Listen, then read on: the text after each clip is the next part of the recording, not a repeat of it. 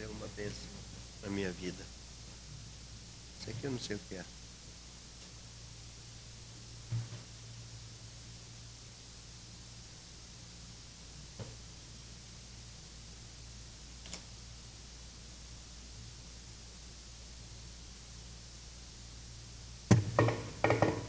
Bom dia, meus irmãos. Graça e paz mais uma vez. Bom estar num domingo pela manhã, cultuando ao Senhor, adorando ao Senhor, fazendo as coisas que refrigeram a alma, que nos renovam. E é bom estar aqui agora. Eu já estive falando aqui das 8 até as 9 com alguns irmãos, e agora tenho aqui a oportunidade de pregar para a igreja que está aqui, para a igreja que está em casa, participando desse culto e dando continuidade às coisas que Deus tem nos mostrado e aquilo que nós temos planejado para ser o cardápio de um púlpito da igreja. A gente programou isso desde a entrada do segundo tempo comum, que é o tempo do calendário cristão que nós estamos vivendo agora, e decidimos refletir muito na questão de unidade, comunhão da igreja, santidade da igreja, vida piedosa da igreja, missão da igreja. E tudo isso são assuntos que estão envolvidos nos sermões que temos ministrado. E é muito importante que você compreenda esse itinerário do que a gente está fazendo no púlpito, para que você não cometa o equívoco de que achar que as pregações são avulsas, é uma coisa para cada domingo, as coisas vão se complementando.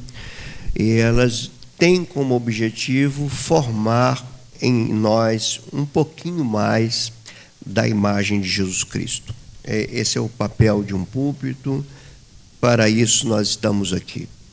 E depois de termos falado tantas coisas, nos meses de agosto e setembro, nós paramos para falar da questão da santificação da igreja, da vida piedosa, e nos valemos da carta aos Romanos,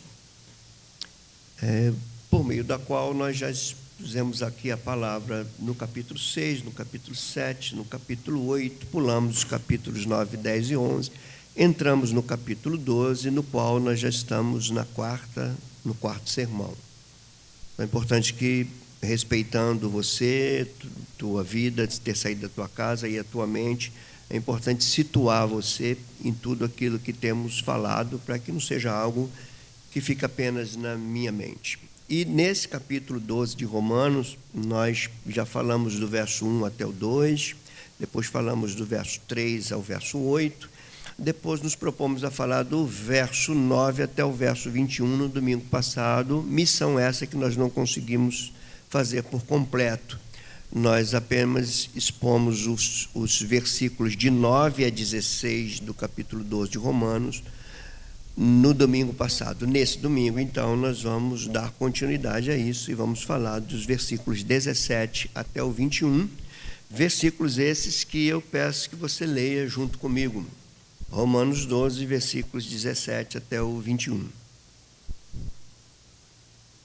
Que são textos que vão nos dizer o seguinte: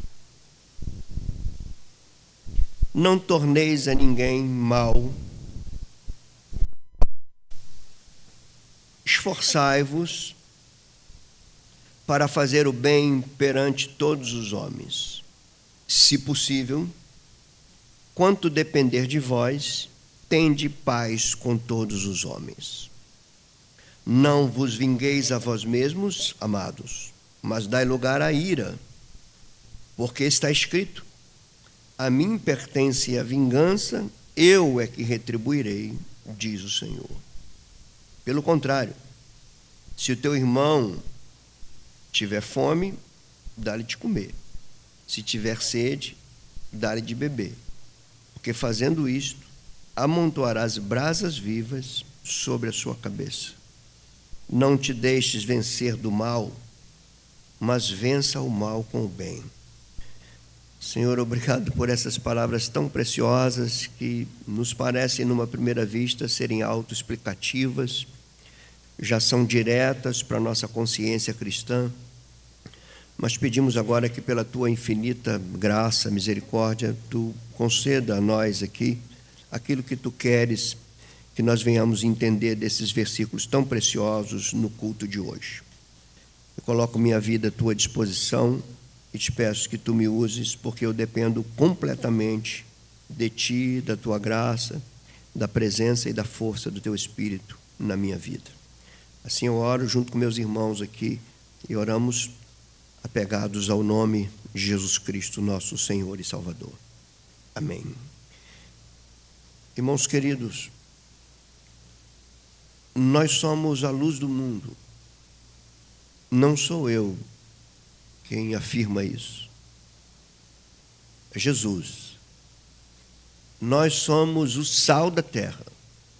Esta é uma outra afirmação dele. Ele não falou que isso deveria ser o nosso alvo. Ele falou que isso nós somos. Não se trata de desejar ser. Trata da nossa identidade. Ou expressamos essa identidade, ou abafamos aquilo que somos. Quando Jesus nos chama de luz do mundo, obviamente, ele se refere a um povo que dissipa as trevas, que faz contraste com as trevas, que não é a mesma coisa que as trevas. É que aonde está mostra outro caminho.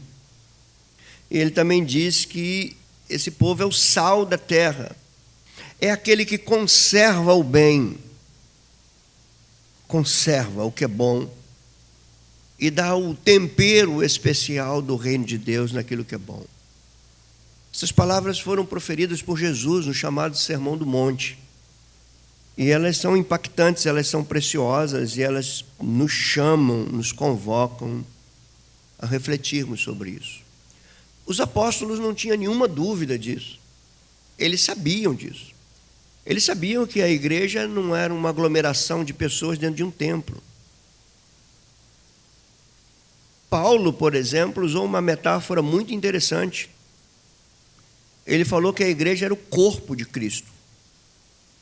E quando ele fala que a igreja é o corpo de Cristo, é comum nós interpretarmos essa metáfora nos referindo à unidade orgânica da igreja, ou seja, nós somos o corpo, por isso nós somos membros uns dos outros, somos unidos, estamos interdependentes uns dos outros, tudo isso é correto.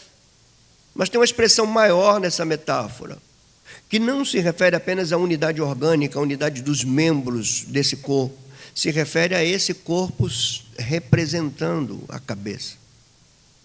Então, ser corpo de Cristo é representar a Jesus Cristo no mundo para o qual nós fomos enviados. E aqui está algo poderoso para nós, altamente confrontador com a nossa religiosidade, muitas vezes dominical, templista,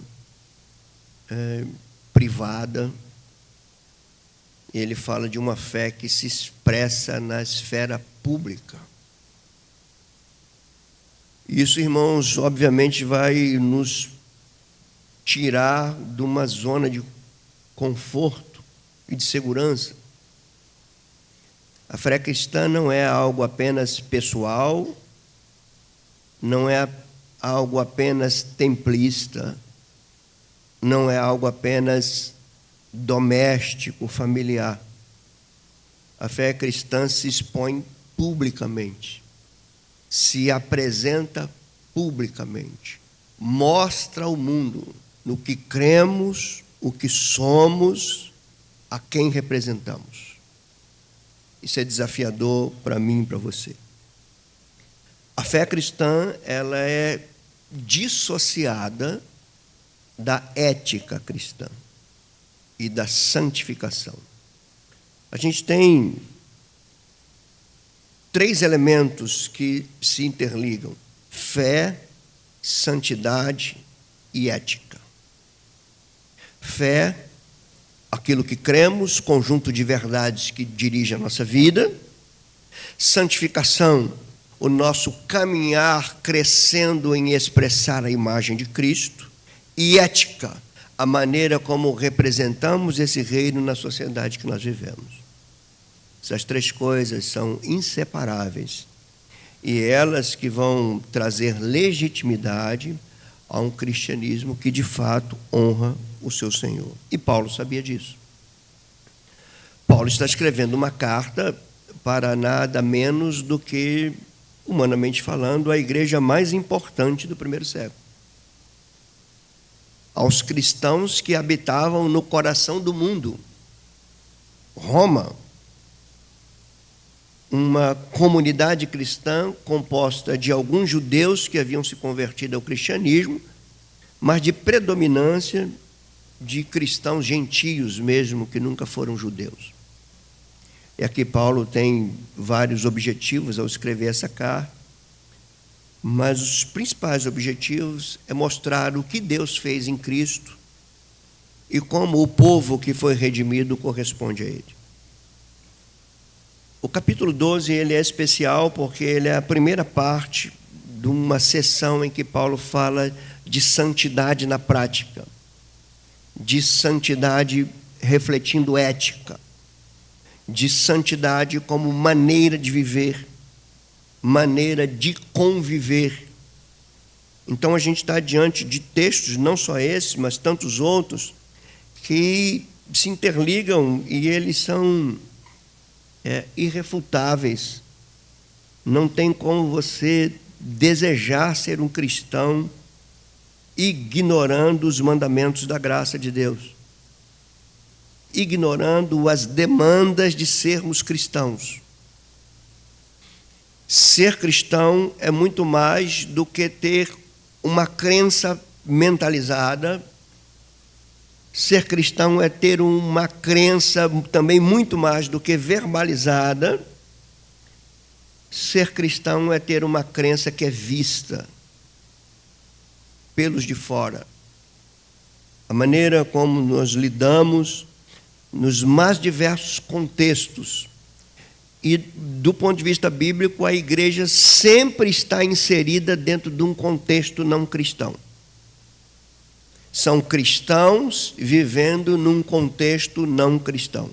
Era assim aqui, é assim hoje também.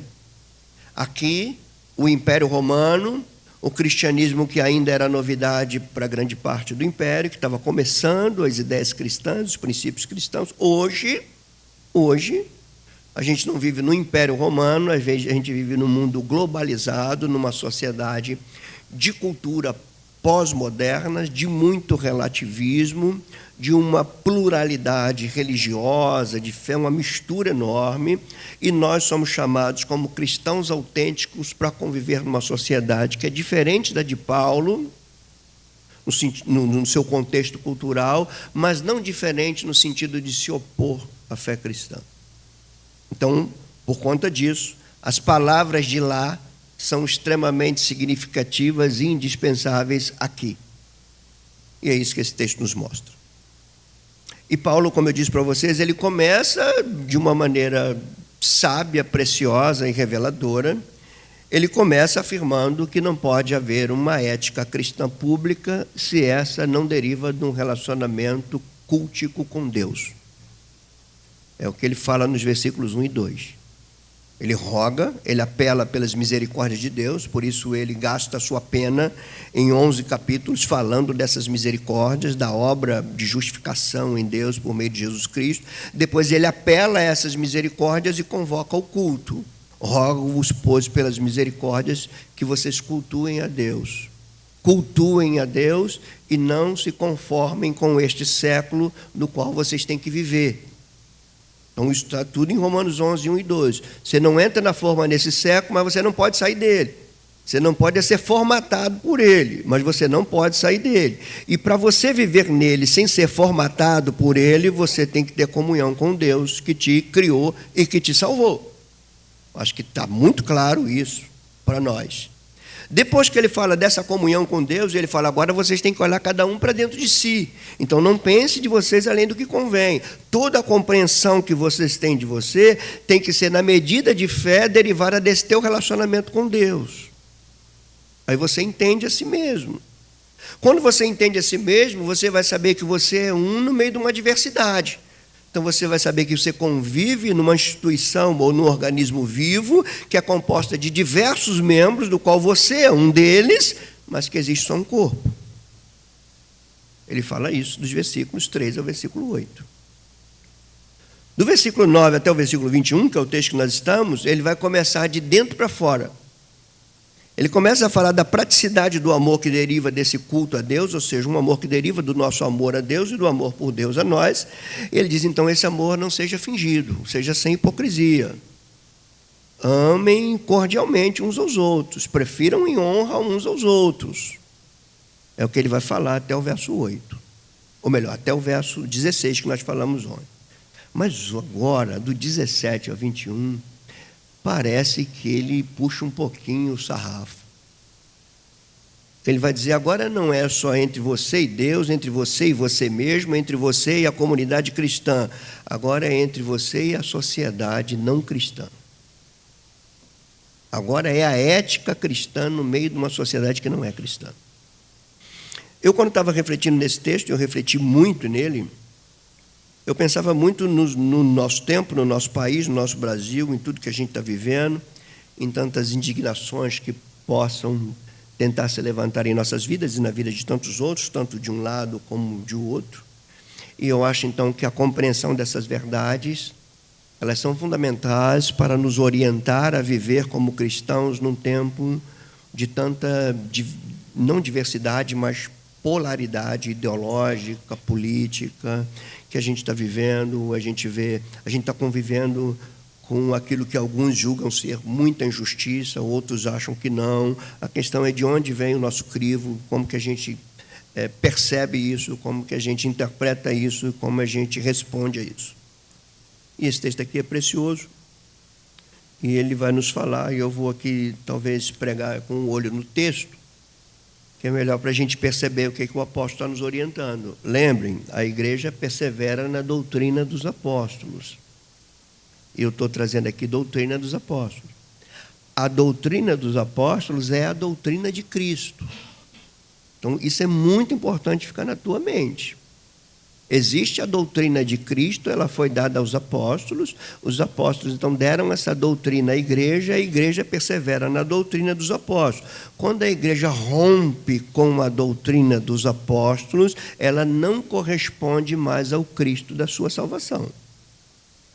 Ok? Então isso tem relevância demais para a minha vida e para a tua vida.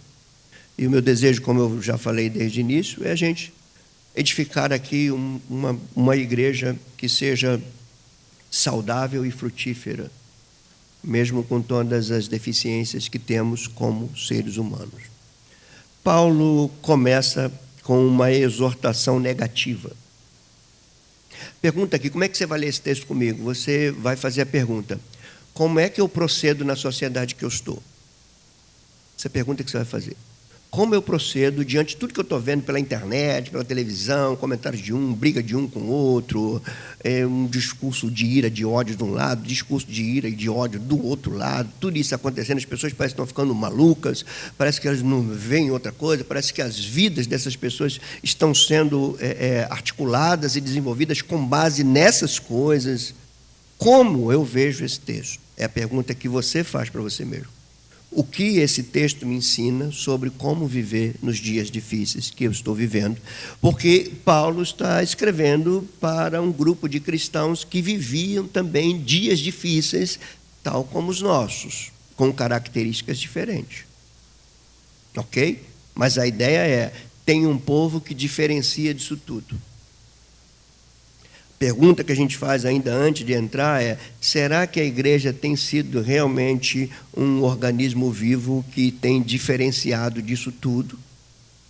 Ou a igreja também está se levando por uma bandeira política ideológica e usando a Bíblia para fundamentar essas coisas?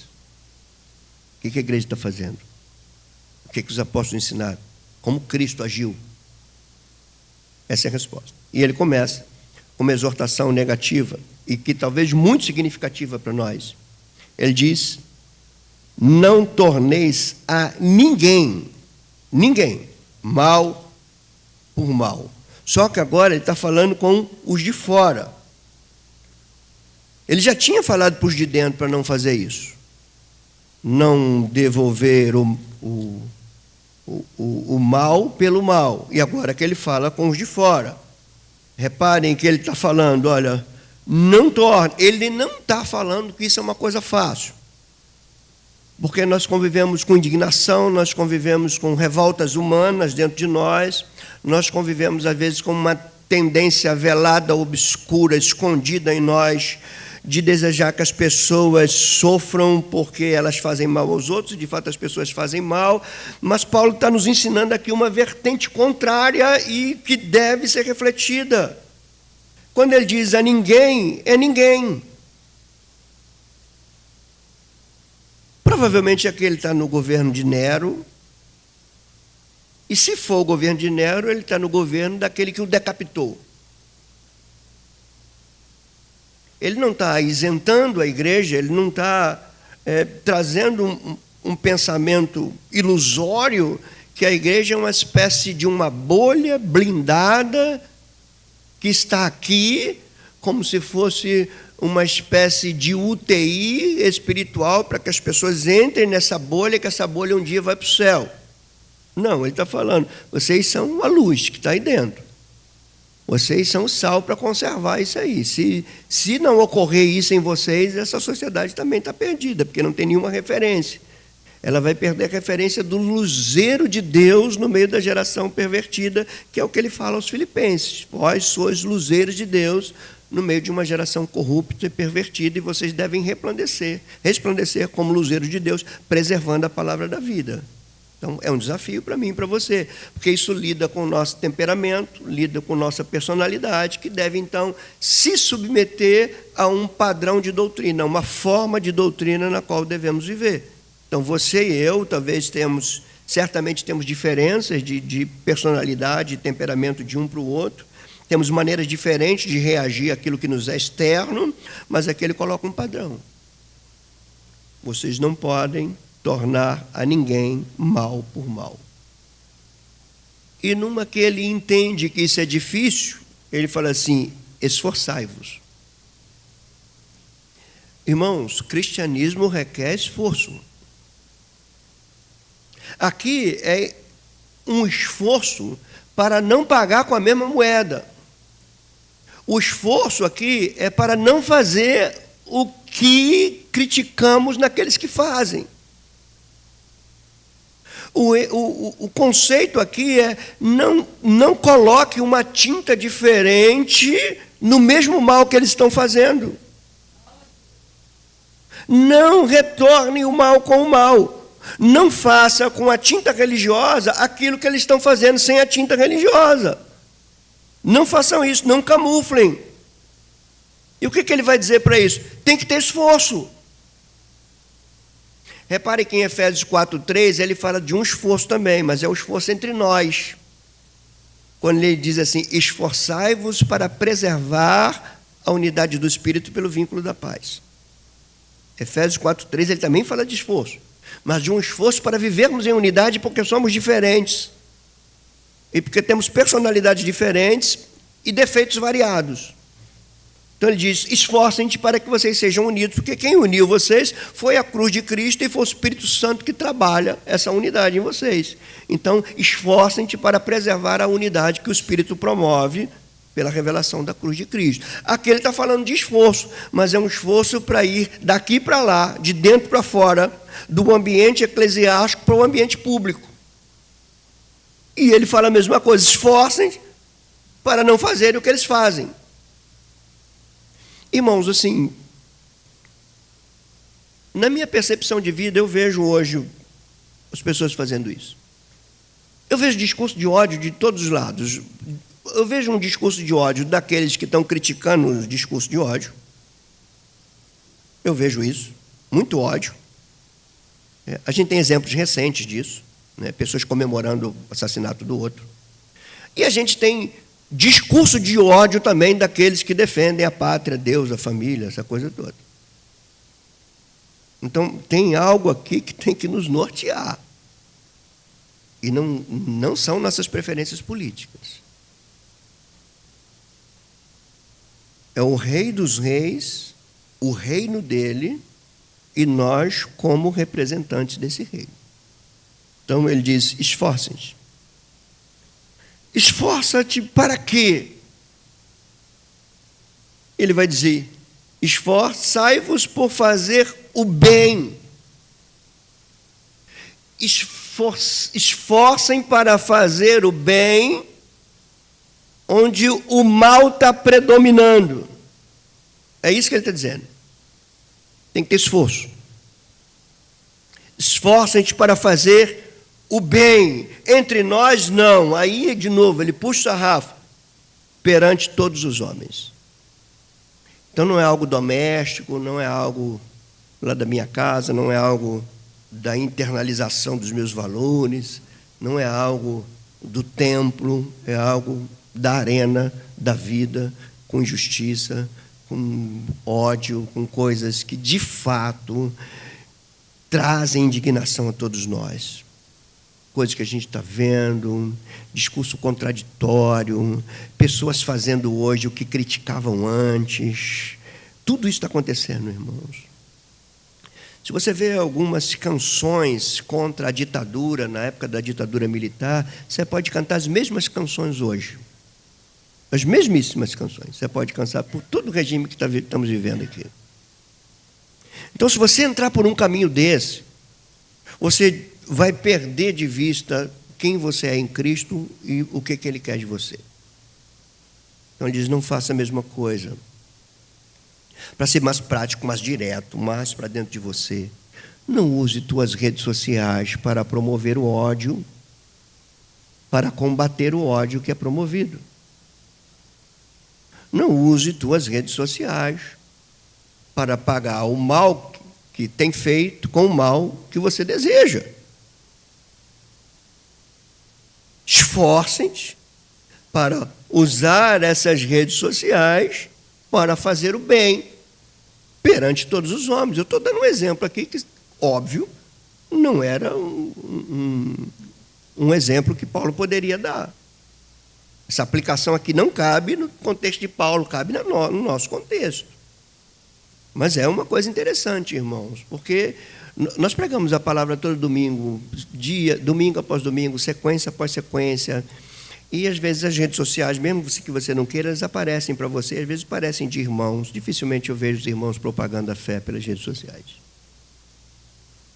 Eu vejo vendo propaganda, suas preferências políticas, o discurso contrário às suas oposições políticas, é isso que eu estou vendo. E eu quero que você coloque o olho no texto, que a autoridade não está em mim. A autoridade só está em mim quando eu sou fiel à autoridade que está no texto. Então, não sou eu quem diz. É a doutrina de Cristo, é a doutrina dos apóstolos dada à igreja, para a igreja corresponder a essa doutrina enquanto ela vive num contexto que é contrário a ela. Então, não façam a mesma coisa, esforcem pelo contrário para fazer o bem, e faça isso não somente entre vocês, perante todos os homens. Aqui parece que Paulo percebe, então, que, embora eles queiram fazer isso, talvez o contexto não possibilite que eles façam isso. E Paulo tem isso em mente. Às vezes você quer fazer o bem, mas a própria circunstância externa, impede de você fazer o bem que você quer. Isso também é possível. E por isso que Paulo vai dizer assim, se possível. Esse se possível aqui não quer dizer se for possível a você, se as circunstâncias externas tornam possível você fazer o bem. Então, se possível, ele tanto pensa assim que ele reforça, no que depender de vós. Então, repare, pense num povo que é chamado de luz do mundo, que é chamado de sal da terra, que está dentro de um contexto não cristão. Às vezes esse contexto não cristão não é um contexto de oposição e de perseguição, como é o nosso caso, às vezes é. Quando ele é um contexto de perseguição e de oposição, talvez mesmo que eles queiram fazer o bem, eles sejam impossibilitados de fazer isso. Mas o que ele diz, olha, se possível, no que depender de vocês, não hesitem em fazer. No que depender de vocês, sejam modelo. Não justifiquem por outra coisa, a não ser que não seja possível fazer o bem, que esteja para além de você fazer o bem. Aí assim, se possível, quando depender de vocês, tenham paz. E de novo, ele vai subir o sarrafo. Tenha paz não é entre vocês. Entre vocês existe uma paz, né? Esforçai-vos para preservar a unidade do Espírito pelo vínculo da paz, o vínculo da reconciliação uns com os outros. Aqui ele vai dizer o contrário. Se possível, quanto depender de vós, tende paz com todos os homens. É a igreja um povo diferente. No mundo polarizado, de extremos para os dois lados. Do mal propagado, dos interesses particulares acima de qualquer coisa, embora o discurso diga o contrário. É o que a gente está vivendo. Exploração dos menos favorecidos no discurso que quer ajudar os menos favorecidos. O discurso da família, do Deus e da pátria, quando eu quero mesmo é o poder. Irmãos, entenda o que o pastor de vocês está falando aqui. É alguém que lê a Escritura, mas também que lê o seu tempo. Não tenho nenhuma preferência ideológica. Eu nunca vou comungar com um regime que seja contrário aos valores do meu Senhor. Nunca vou comungar com isso e oriento qualquer um que não comungue.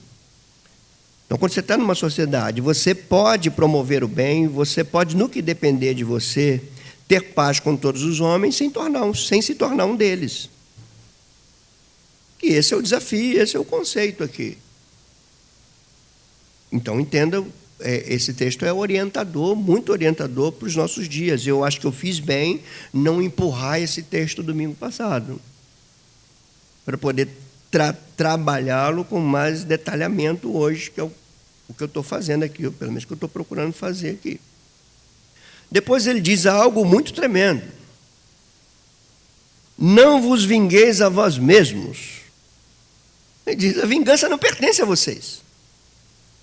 Essa coisa do desejo pela vingança destilado pelos olhos, pelos lábios, pelas narinas, ele falou, não pertence a vocês. Por mais que você fique irado, irritado, querendo que tudo acabe, que vai se explodir isso, que isso aconteça com ele diz, você não tem poder para isso. E Paulo vai se valer de Deuteronômio para dizer, a mim, Deus falando sobre ele, a mim pertence a vingança. O que nos abre assim um entendimento muito tremendo, a injustiça não passa despercebida pelos olhos de Deus, mas a vingança vem dele, não tua. É ele que opera, não nós. Esse texto é clássico nisso, e como eu disse, esse texto não está só.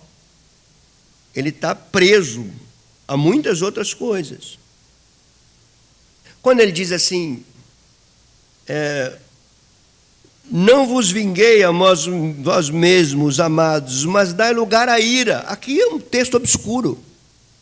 O que Paulo está dizendo? Mas dai lugar à ira. Que ira é essa? Se você ler o capítulo 13, você talvez possa interpretar que essa ira que você tem que lugar é a ira da justiça romana. Que ele vai falar das autoridades civis que vão deter o mal e promover o bem, porque essa é a razão de Deus constituir autoridade. Mas, se você olhar o contexto, ele está falando que essa ira não pertence às autoridades civis de Roma, mas essa ira pertence a Deus. Por isso que ele diz, a mim pertence a vingança, e ele está citando Deuteronômio. A mim pertence a vingança. Eu é que retribuirei, aquele é categórico, diz o Senhor. Então, irmãos, nós não estamos servindo a um Deus que fecha os olhos para tudo que está acontecendo. Eu sei que às vezes a vontade do ser humano é que alguns são muito radicais mesmo. Eu quero que exploda uma bomba lá e acabe com isso tudo. Gente, isso vai ser bom para você, vai ser bom para a tua casa, vai ser bom para a tua família. Eu já vi gente torcendo para os Estados Unidos fazer uma intervenção aqui e gerar uma guerra. Já vi gente falando isso, gente insana, não sabe o que está falando. Não sabe o que é viver em guerra. Não sabe o que é isso. Por favor, dê os ouvidos que eu estou falando aqui com muita autoridade no texto bíblico e com um coração de pastor e de cidadão. Com responsabilidade com o povo. Um povo que é bombardeado por notícias todos os dias. E um povo que ouve mais notícias do que a palavra de Deus, lê mais as notícias que vêm das redes sociais do que a Escritura. Eu sei disso. Há uma responsabilidade sobre mim. Porque a gente está tratando aqui de uma igreja sadia e frutífera. Uma igreja que caminha em unidade, em comunhão, em santidade, em vida piedosa, em compromisso missional. A gente está falando disso. Então eu tenho que orientar a igreja por meio da palavra dele. Não daquilo que eu acho. Então, repito, ele diz, não vinguem a vós mesmos, dê lugar à ira, porque está escrito, a mim pertence a vingança, eu é que retribuirei, diz o Senhor. Se parasse aqui, já era bem complexo para nós. Por isso, irmãos, e quando você olha isso, e quando você olha o tempo que você está vivendo, meu Deus, como eu consigo? Como eu consigo cumprir esses mandamentos da graça de Deus na sociedade que eu estou vivendo? Por isso que vocês não podem esquecer que todas essas recomendações aqui começam quando Paulo recomenda o culto a Deus. Não esqueçam isso nunca. Ele está falando que uma igreja que cultua a Deus, ela não se conforma com esse século. Ela não entra na forma, ela não é formatada pelo ambiente desse século. Porque se ela cultua a Deus, ela entra na forma de Cristo. É o que Paulo diz aos romanos. Os que diante conheceu, também os predestinou para serem conformes à imagem do seu Filho, para que ele seja o primogênito dentre muitos irmãos. Então são implicações, irmãos. Olha, eu vou dizer uma coisa para você, é muito fácil ter um estereótipo religioso. É fácil. Até a oração nossa tem um estereótipo religioso, é fácil. Você pode fazer uma oração, que se as pessoas for julgar a nós pela oração, fazer isso, porque oração espiritual, né? Porque é bem elaborada, né? Está dentro de um formato religioso padrão. Mas a vida cristã não é estereotipada. Ela flui de uma realidade interna. Ela flui de uma mente renovada, da mente de Cristo, da presença de Cristo no meio da igreja, da presença do Espírito habitando na igreja, que é a morada dele, e em cada um de nós, como templos vivos de Deus. E por isso que o cristianismo se diferencia, ou pelo menos deveria se diferenciar de tudo. Então, eu sei, às vezes a gente olha e fala assim, é difícil. Mas eu não estou falando que é fácil, por isso que ele fala, esforçai-vos. Mas eu estou falando que mesmo com esforço não é possível sem comunhão com Deus, sem culto a Deus. Porque o que é o culto a Deus? É a nossa adoração àquele que nos redimiu e a nossa atenção àquele que nos instrui. Essas duas coisas estão no culto. A nossa adoração para aquele que nos redimiu e a nossa atenção, submissão àquele que nos instrui. Aquele que nos salva, não nos salva para nós mesmos. Ele nos salva para que vivamos em obediência aos mandamentos, normas, preceitos, princípios que ele traz para o seu povo. Então, é um ponto importante. Mas agora, depois dele citar Deuteronômio, ele dá uma subida e ele diz, olha, eu vou dizer de forma exemplificada o que seria não pagar o mal com o mal, e sim pagar o mal com o bem. Porque ele diz só, presta atenção, irmão, ele não está falando só para não pagar o mal com o mal, ele não está falando só isso, ele está elevando. Então você tem que pagar o mal com o bem. Não é simplesmente não pagar. Não é simplesmente não devolver, é devolver. Mas é devolver de forma diferenciada. É devolver mostrando quem você é em contraste com aquilo que eles são. Isso aqui, irmão, você não encontra em lugar nenhum. Isso é cristianismo na veia. Cristianismo bíblico, cristianismo autêntico, cristianismo que expressa um pouquinho Cristo.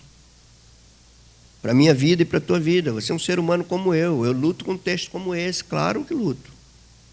Tento proteger minha mente, tento orientar minha esposa a proteger sua mente. Ela está lá no celular dela, desliga esse vídeo. Não quero que você veja esse vídeo.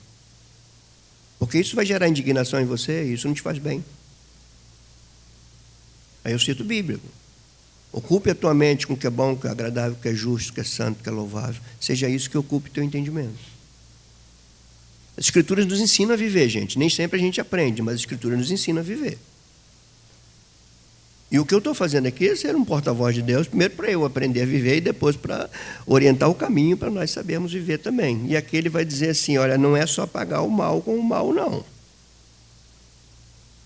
Se aquele que te fez mal tiver fome, não aplauda.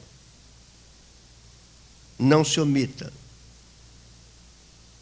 Dá de comer a ele, porque ele não faria isso contigo. Faz você com ele. A identidade está em ti e não nele. Você representa Cristo e não ele. Então, se aquele que te fez mal passar por um desses declínios da vida que tira ele daquele pedestal da arrogância e derruba ele, ali, quando ele precisar de você, mesmo que ele não mereça, apresente-se. Porque você também não merecia o sangue de Jesus derramado na cruz. Mas ele derramou.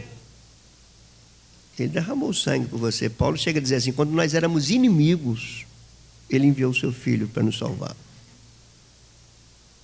Então, irmãos, olha, imagina uma pequena comunidade dessa ouvindo isso, acreditando nisso, se esforçando para viver assim.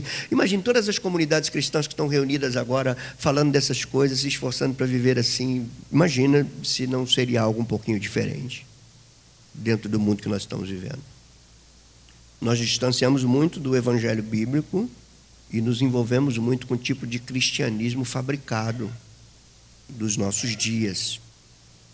E ele vai. E se ele tiver sede? Ele diz, dá a ele de beber. Supra as necessidades dele quando ele as tiver. Mostra que você faz a ele aquilo que ele não faria por você.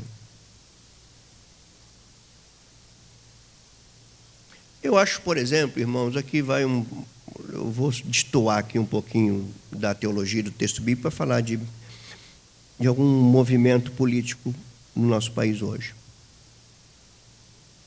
Se o regime que está sobre o Brasil hoje entendesse isso, ele não faria o mesmo mal que fizeram com eles antes, nas décadas anteriores. Eles estão fazendo o mesmo mal. Eles estão pagando mal com o mal. Mas eles não são cristãos. Só que alguns lá são pseudos. Mas você está aqui, você é um cidadão comum, você precisa fazer a diferença. E igreja, irmãos, é vergonhoso para a igreja ter inimigos políticos. Vergonhoso, isso é vergonhoso para a igreja. Se ele tiver fome, você vai dar de comer. Se ele tiver sede, você vai de beber. E aí você vai conjecturar aqui, se ele precisar de sorriso, você vai dar sorriso. Se ele precisar de ombro, você vai dar ombro. Se ele precisar de acolhimento, você vai dar acolhimento. Como é que eu posso fazer isso? Cristo está na tua vida, você é o representante dele. Tenha comunhão com Deus, esforça-te, e você consegue fazer a diferença. Não é fazer a diferença forjando, não. É com autenticidade. E também não é fazer para mostrar para ele que você está fazendo, que ele não fez. É neutralidade, é autenticidade. Eu fiz porque a minha identidade é essa. Eu fiz porque eu represento aquele que é assim. Por isso que eu sou assim. Porque a Escritura diz que eu faço parte do corpo dele. Então, eu o represento. Depois ele vai prosseguir. Depois ele fala assim, pelo contrário, se teu inimigo tiver fome, dá de comer, se tiver de sede, dá-lhe a ele beber. Ele diz assim, por que vocês fazendo assim, vocês vão conseguir aquilo que com toda a força do ódio vocês não conseguiriam. Você consegue trazer à consciência dessa pessoa uma consciência acusativa. Você consegue formar na consciência dessa pessoa. É claro que isso aqui não é generalizado, mas é um princípio. Quando você faz assim, a pessoa pode até negar, mas a consciência dela vai ser ferida. Ele está fazendo o que eu não fiz por ela. Quem é essa pessoa que faz isso? Por isso que ele diz, citando Provérbios, agora ele cita Provérbios 25, se eu não me engano, quando ele diz assim, se você fizer isso, você vai amontoar brasa viva na sua cabeça. Trata-se de consciência incendiada, consciência ardendo, de remorsos, de reconhecimento de quão mal eu fui, mesmo que não reconheça publicamente. Isso é coisa interior. Talvez já tenha até acontecido contigo isso. Você vê, caramba, eu não merecia o que ele está fazendo por mim, mas ele faz. Ele não merecia. Eu, a Frane, não merecia que essa pessoa me tratasse assim, mas ela me trata.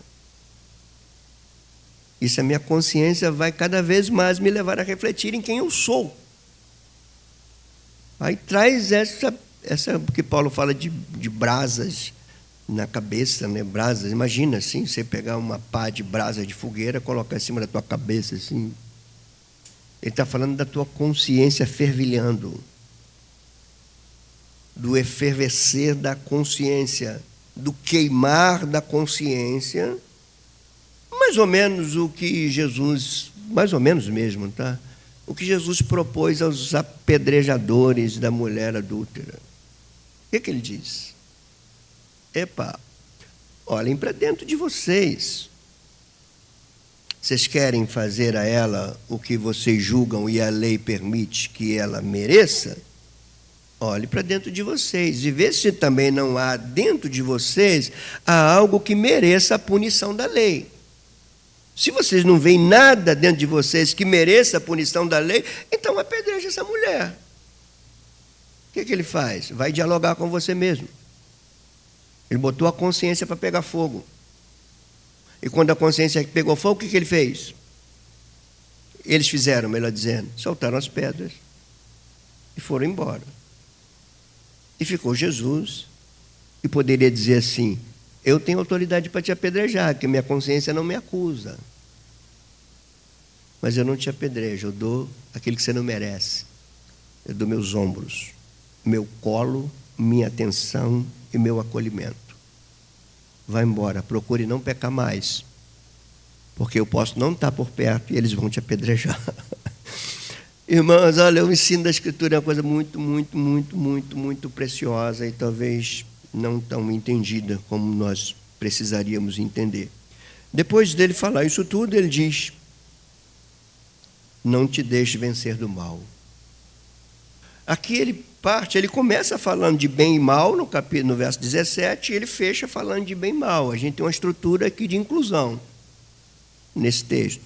Ele vai dizer assim, a ninguém pague mal com mal, esforce-te por fazer o bem e ter paz entre os homens. Começa assim. E no final ele diz assim, não deixe o mal te vencer. Olha que coisa, irmãos. Parece que é hoje esse texto. Parece que é agora. É como se ele falasse, não deixa esse ódio que está aí tomar conta da tua vida. Não deixa esse mal todo, tudo que está te trazendo indignação, não deixe que isso tome conta da tua vida. Não deixe que isso roube a tua identidade. Não deixe que isso te vença. E poderia perguntar: como eu posso fazer, Paulo, para que isso não me vença? Ele: vença isso com o bem. Vai na mão contrária. Você vai crescer. Você vai crescer. Você vai crescer. Você vai vencer o mal com o bem. Irmãos, bendito texto. Bendito texto. Toda essa exortação, só para a gente concluir, ela deve ser entendida dentro do seu contexto. Paulo não está escrevendo para nós. Se é que você me entende. Você acha que ele está escrevendo para o Ministério Graça e Verdade, lá da Rua Guaíba 232, em Brás de Pina, Rio de Janeiro? Ele está escrevendo para os irmãos de Roma. Então, a primeira coisa que a gente tem que entender é esse contexto.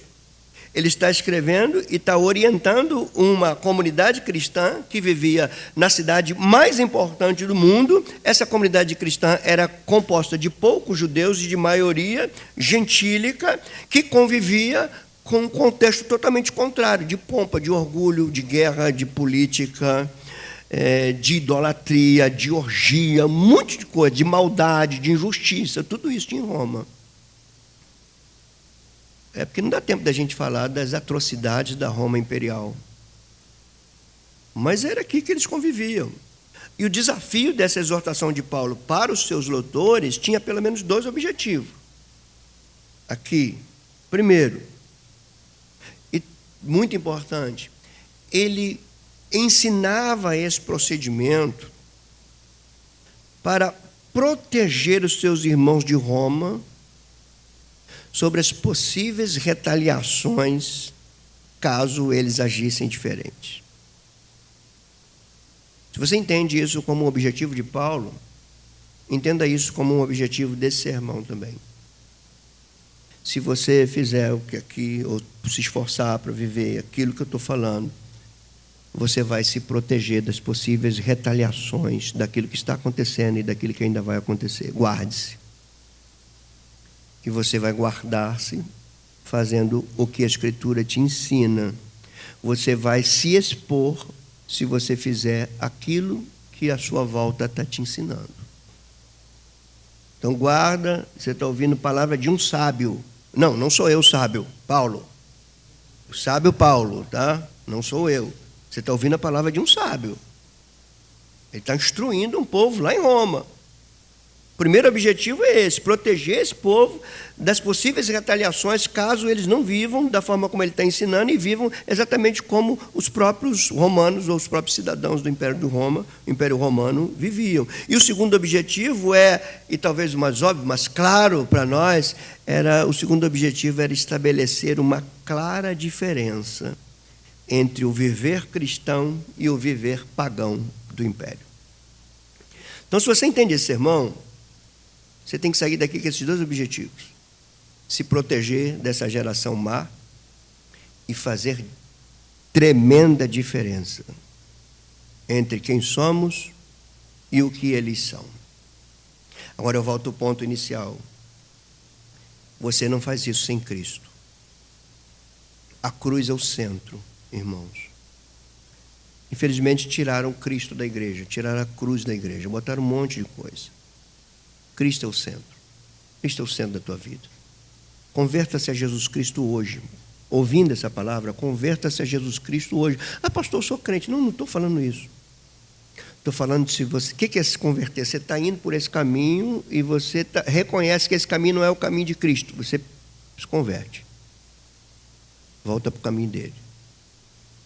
Então, meu apelo para você é: converta-se a Cristo. Sem Ele, você não consegue isso. Entregue tua vida toda a Jesus Cristo. Por inteiro, tua mente, tuas emoções, teus pensamentos, teus desejos, teus objetivos. Entrega tudo a Jesus Cristo. Entrega a tua agonia, entrega o teu sentimento de injustiça, entrega a tua indignação, entrega a tua ira a Jesus Cristo. Faça isso se você entende que Deus está me usando. Faça a diferença.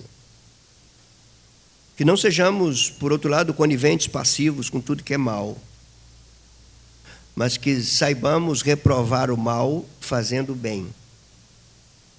Esse é o ponto. Reprove o que é mal, promovendo o que é do bem. E comece com você. A graça que nos salvou, não nos salvou para nos preparar para ir para o céu apenas. Nos salvou para nos preparar para viver aqui. E eu vou terminar com um texto que fala disso. Porquanto a graça de Deus, dizia de novo Paulo, o sábio Paulo, agora a um pretendente de sabedoria chamado Tito. Ele vai dizer, portanto, a graça de Deus se manifestou, Tito, salvadora a todos os homens. Ela manifestou-se salvadora educando-nos. Então a graça que salva é a graça que educa. Educa para viver. Por isso que ele diz, educando-nos para que, renegadas a impiedade e as paixões mundanas, jogue tudo isso fora, vivamos. Então ela está nos educando para viver. Viver onde? No céu? Não, vivamos no presente século. Que é a mesma palavra grega lá de não vos conformeis com este século, lá de Romanos 12. Ele vai,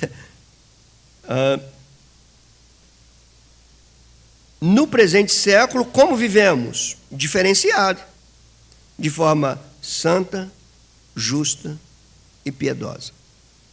A graça nos educa para isso. E como a gente vive aqui, convivendo com todas as coisas que nos causam indignação, mas mesmo assim a gente convive de forma justa, santa e piedosa. Qual é o segredo, Paulo? Ele diz, aguardando a bendita esperança.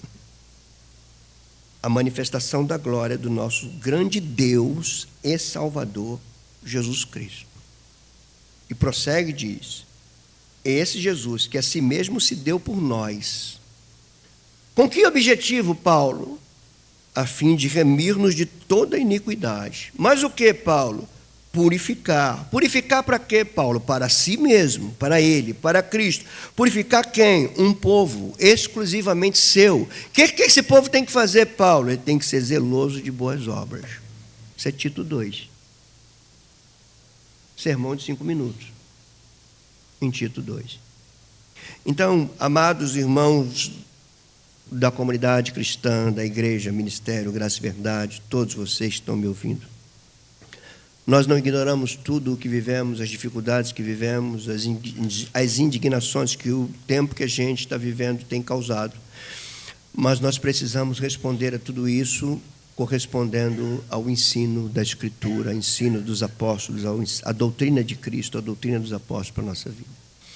Então, quero terminar fazendo um apelo. O apelo é você mesmo, você que é um cidadão como eu, que é um cidadão do Rio de Janeiro, brasileiro, que está aqui, que convive, que conversa, tomando café pela manhã, no botequim da esquina, na padaria, que conversa com seus irmãos, que discute muitas coisas. É para você. Você quer ser alguém que representa o reino de Deus no meio desse império de trevas? Você quer ser alguém que quer pagar o mal com o bem? Você quer ser alguém que vai se esforçar para ter paz com todos, se isso depender de você? Você quer ser alguém que dá ao outro aquilo que o outro não merece e assim você representa Cristo presente na tua vida? Você quer isso? Então eu vou pedir para você ficar em pé. Eu quero orar por você. E seja sincero, tá? Seja bem sincero na tua vida. É isso que nós queremos, irmãos amados. Senhor, não há uma fagulha da nossa vida que esteja distante do alcance do teu olhar. Tu contemplas todos nós. Falamos aqui de coisas vastas, amplas, extensas, que direcionam nossa vida, com a sociedade, com todos os males que ela tem, com todas as injustiças que ela causa. Nós somos o teu povo. Também vivemos, às vezes, conflitos dentro das nossas próprias casas, conflitos, às vezes, no nosso interior. Esses irmãos que estão em pé junto comigo, eles estão se convertendo a ti, Jesus. Eles estão falando assim, não quero um caminho que não seja o teu. Eu quero o teu caminho. Eu não quero ser um militante de nada, senão do teu reino. Militante do teu reino, militante do teu governo, militante dos teus princípios. Eu não quero ser usado para ser militante de gente, de ideologias que sequer tem compromisso contigo. Esses irmãos têm isso no coração, Senhor Jesus. Eles estão se levantando e eu já estou em pé aqui. Eles e eu. Nós queremos ser militantes da tua causa. Há uma comunidade toda à nossa volta aqui precisando do bem. Que nós sejamos usados para promover o bem. O que depender de nós, tenhamos paz em nossas casas, em nossas vidas, em nossos relacionamentos, no nosso convívio social, no nosso ambiente escolar, no ambiente onde estivermos. No que depender de nós, nós vamos semear a paz, a reconciliação, e não a contenda, a guerra, a briga, o ódio, a ira. Não, a vingança pertence a Ti, Senhor. E o dia dela está determinado por Ti, nós não sabemos, mas haverá o dia da Tua vingança, o dia da vingança do grande Deus. Isso haverá, o grande e terrível dia do Senhor. Isso acontecerá, Senhor. Nós queremos estar preparados para esse dia, para que esse dia para nós seja grande e não terrível.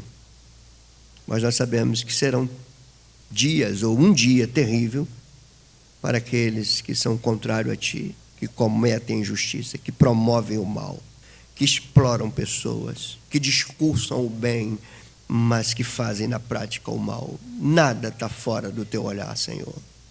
Tudo está diante do Teu olhar. Olha para essa pequena comunidade aqui, Senhor. Às vezes nós somos carentes de recursos, às vezes nós somos carentes mesmo de sabedoria, de como fazer. O desejo de fazer, às vezes, é desprovido de saber como fazer. Então, nos ajuda para fazermos diferença. Ajuda esses irmãos que estão aqui a começar deles mesmos, dentro de suas casas já, a não pagar mal com mal. Do que depender de cada um, promova o bem dentro da sua casa, a paz dentro da sua casa. Dê cada um aquele que convive, até aquilo que ele não mereça. Porque é assim que nós vamos glorificar o Teu nome, vamos viver como luz e viver como sal. A Ti seja dada a glória, hoje e sempre. Abençoa os Teus filhos, Senhor. Dê sabedoria a todos nós, capacidade a todos nós. Esses que se levantaram aqui, eles não estão ignorando suas lutas, suas dificuldades, a necessidade que ele tem de uma intervenção milagrosa Tua. Mas isso pertence a Ti. Nós cremos, oramos e esperamos que assim seja na vida deles. Mas que eles não dependam disso para Te servir. Que eles Te sirvam por aquilo que Tu és e por aquilo que Tu fizeste. Assim nós oramos. Que a graça de Jesus Cristo, o amor de Deus, a comunhão e a consolação do Seu Santo Espírito, seja com todos nós, com toda a igreja do Senhor, em todos os lugares. É a nossa oração. Amém e amém. Meus queridos irmãos, que a graça e a paz sejam multiplicados na vida de vocês. Sábado estaremos aqui mais uma vez para a ordenação dos diáconos e quarta-feira a nossa live. Se você puder dar um abraço em alguém, e aí antes de você sair, vai pegar o teu